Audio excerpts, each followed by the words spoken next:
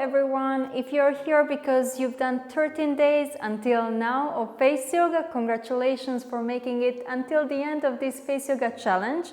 However, if this is the first video that you're finding out and watching on this YouTube channel, or maybe you watched a couple of them but you didn't go through the entire process of this face yoga challenge, stay until the end because this information will serve you as well. Even if you're not practicing face yoga, you can implement these things that I will share with you today in your daily life, and you can just become more aware of what's going on in your face and how can you actually stop the premature aging. So let's begin. The purpose of today's video is not to exercise our face, but to bring awareness to the way how we exercise and how we use our face. This really can be transferred to any of our daily activities, and we will really learn what's going on in our face when we are using it. So I will go through a couple of exercises and I will point out a couple of most common mistakes that we are doing when we are exercising our face, but you can also try to think throughout your daily life. If you're doing those mistakes, maybe, most likely, you're doing them actually throughout your day, not just when you're exercising your face. So I will start with one very popular face yoga exercise, that's our forehead freeze. So basically when we do this one, I mentioned it before many times, but it does still happen that we are not able to control the movement of the forehead. So I will just point out once again, be very mindful when you do this exercise because our hands are there to prevent the movement of the forehead, not just to place them there and that we are still wrinkling the forehead. And also throughout your day, start really to become more aware of your forehead, and when you're expressing yourself, when you're talking to a friend, when you're opening your eyes, just stop for a moment. You can even feel or you can watch yourself in a mirror or on your phone and just see whether you're maybe using your forehead in a way that is causing the wrinkles. Okay, so another exercise when we are doing face yoga, another mistake when we are doing face yoga that is very common is also when we are doing this exercise. Our big O, but we are not doing it like that, we are doing it like this. So we are also causing the wrinkles on our forehead. So that's really the second exercise that you want to be aware of and really practice it, maybe even by making a video of yourself when you're doing it, or let someone watch you and tell you if you're making this mistake, or you can simply place, maybe that's the easiest way, you place one hand when you do this exercise and when you look up, so you really don't wrinkle the forehead. Another mistake that I see when people are doing face yoga, and especially our cheek exercise that I've shared in this face yoga challenge, that's why I'm gonna talk about it right now. When we are doing our cheek exercise, I'm just gonna do it right now, and then what happens sometimes is that you might be engaging your cheeks too much. These muscles, they do work together, especially when we are genuinely smiling. So our cheeks, they engage also our orbicularis, our eye muscles, and that's causing actually the crow's feet. So this is something you can do throughout your day as well. It's not only when you are exercising your face.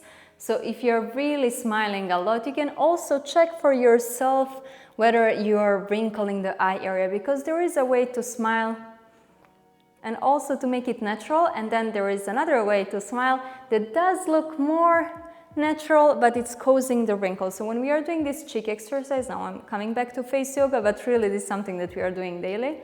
So if I'm doing this, I really try to open my eyes and not to squeeze around the eyes. My cheeks are still working out, but I'm really trying to relax my eye area. And I always suggest for you to relax the eye area and also your forehead, just in case that you maybe have created some wrinkles throughout the practice, which will not, by the way, become permanent. So I don't want you to stress right now and to think that when you're doing face yoga that you're creating some damage to your face. You are not. And really, we are doing face yoga from 10 to 20. Someone maybe does it 30 minutes per day, but I really doubt that anyone does it like 30 minutes. That's a bit of a challenge. So if you're doing your own practice, probably you will fit it in 10 minutes. And these 10 minutes will not cause the permanent wrinkles. But what can happen is that through the practice, we can create some habits that can actually negatively influence our face over a long period of time, because if we adopt some habits that are not really promoting youthfulness, but actually are more promoting creating some lines on our face, we might repeat these habits throughout the day, and that's why this might cause some more deeper lines. So it's not this 10 minutes of face yoga, but the danger is that you might transfer this habit in your daily life. And also the opposite is true. If we really build good habits when we exercise our face, then we become more aware of our face, we know how to use it, and throughout the day, and when we are expressing ourselves, talking to other people, working, we really can become more aware of what's going on our face. And with these techniques that I shared through this challenge, you really can relax your face instantly when you feel that it's a little bit tight. Another exercise where we might overdo it is when we are exercising our eyes. Just remember this, whenever you're squinting your eyes, you want to be very gentle, because eye area is the most sensitive area on our entire face. So the skin here is actually the thinnest skin on our entire body. That's why we want to be very gentle. So for example, if I'm squinting,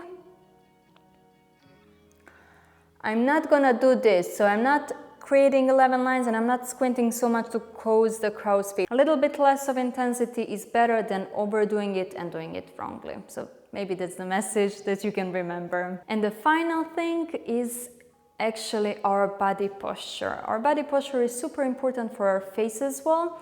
So remember, whenever you do face yoga or any other activity, actually, you might be doing face massage or putting the makeup on or doing some other things throughout the day, just every time try to remind yourself to come back to a proper body posture. So don't tighten your shoulder and your neck, don't cause any tension here. And that's not only for the beauty reason, but really is for the health reasons. If you are tightening here too much, the blood cannot flow freely to your face. And apart from your skin not getting enough nutrients and oxygen because the blood flow is limited, you will also start experiencing some pain here in the shoulders, in our neck, and as well you might be experiencing some pain in your head, your forehead. Basically, you can also have some headaches because of your wrong posture. This can happen when you're doing face yoga. We do use our hands pretty much just to feel our face, to feel the facial muscles, to give a bit of resistance to our facial muscles. But always remember, because it's so easy to tighten, always remember to relax your shoulder, to come back to your straight spine, and really to come back to your breathing. One extra tip that I would like to share that is super important, but I will make sure to make a separate video because this topic is really huge and it's really, really important. That's our breathing and the tongue position. And they kind of go in together, they help each other. Actually, the tongue position will help proper breathing. And why am I saying this? I might have shared it, I think, in one video already, but I will make a separated video. So what happens is, if our tongue is not on the roof of the mouth, then it will cause a tension in our jaw, it will create a double chin, but also very likely we will breathe through our mouth, which is not correct. So we really want to emphasize on nasal breathing, and that's something that really through face yoga we are coming back to, which has so many health benefits. I will be talking about it more in depth, but just let that stay in your mind, in your head, just as a little reminder to keep the tongue on the roof of the mouth, to keep your mouth closed throughout the day, and really to emphasize nasal breathing if that's available. For some medical reasons it might not be available for some people, but if it's available to you, please do practice nasal breathing. It will, if you keep the tongue up as well, it will shape your jawline, it will reduce double chin, and it will just make your appearance more youthful. Thank you so much for being with me. Thank you so much for doing this challenge. Thank you so much for watching this video. If you have any comments, any suggestions, I will be making more videos for this YouTube channel. So let me know your thoughts. Let me know how did you find this face yoga challenge, if you've done all these workouts, what did you like the most, and what would you like to see maybe in the following videos. I will be happy to share. I will be happy to share some more useful information that will really help you to keep youthfulness and to bring youthfulness to your face, to your body, and to your mind.